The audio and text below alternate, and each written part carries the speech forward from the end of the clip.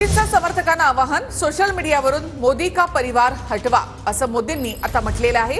भाजप नेत्यांनी सोशल मीडियावर नावासमोर मोदी का परिवार असं लिहिलं आहे। मोदी का परिवार लिहिल्याचा निवडणुकीमध्ये फायदा झाला असं मोदी म्हणाले।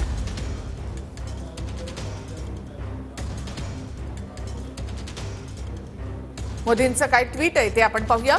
निवडणूक प्रचारावेळी भारतभरातील लोकांनी माझ्याबद्दल त्यांच्या सोशल मीडियावर मोदी का परिवार असा उल्लेख केला।